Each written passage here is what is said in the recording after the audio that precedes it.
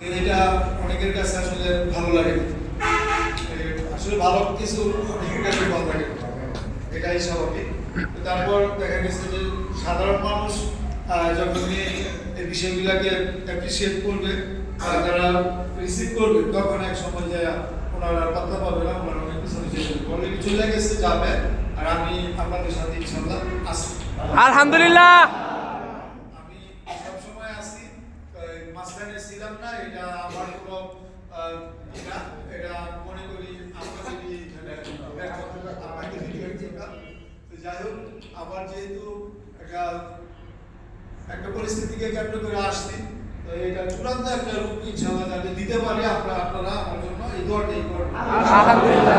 নিশ্চিত থেকে যাতে, যেহেতু আমি এই গ্রামের বাসিন্দা, এই এলাকাটা বা এই গ্রামটাকে একটা সুন্দর একটা পজিশনে নিয়ে যেতে পারি, গ্রামের ছেলেপেলেরা ভালো চলবে, ভালোভাবে চলবে, এই গ্রামটা যে একটা ব্যাড রেকর্ড হয়েছে, এটা থেকে যাতে আমরা বেরিয়ে আসতে পারি ইনশাআল্লাহ। সবাই আপনারা একমতে থাকবেন।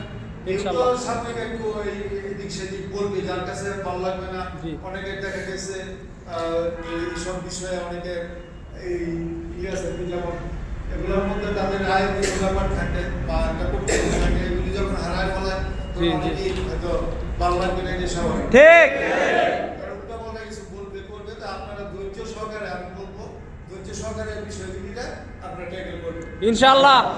বেশি রকম কিছু হয়ে যায় ইনশাআল্লাহ, আমি তো আছি ইনশাআল্লাহ। আমি আসি দেখবো।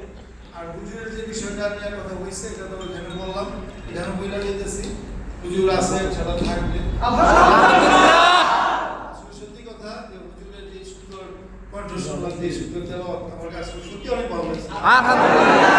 এখন হুজুরের এরা কি করতে চায়, এটা অবশ্যই ব্যক্তি স্বার্থের জন্য, আর অন্য কিছু ঠিক এটা নিজেই আমি এগুলি নিয়ে বর্তমানে কয়েক বছর যাবত খেলাধুলা করতেছি, ঠিক এগুলি আমার জানা আছে। তো যাই হোক, হুজুরের মাশাআল্লাহ অনেক ভালো লাগলো হুজুরের তেলাওয়াত।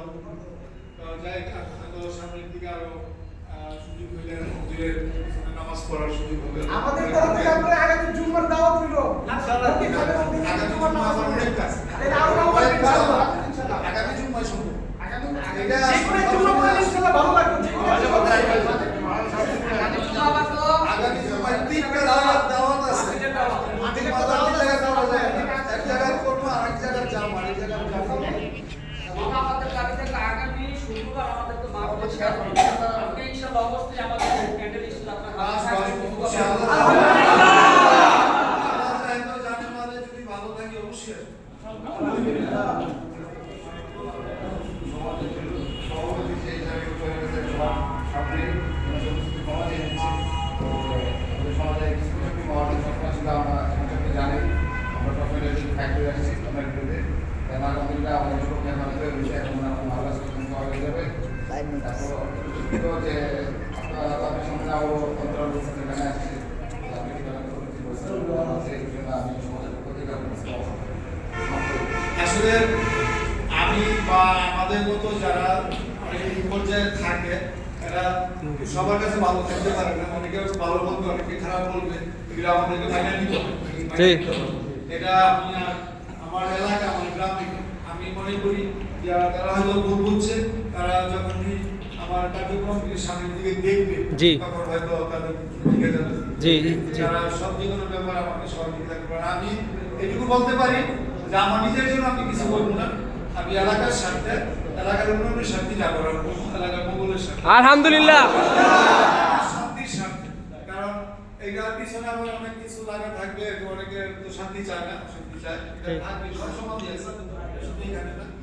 আমরা এগুলি ধৈর্যের সাথে ওভারকাম করার চেষ্টা করব ইনশাআল্লাহ। সবাই ভালো থাকবেন। আসসালামু আলাইকুম। ওয়া আলাইকুম আসসালাম ওয়া রাহমাতুল্লাহ।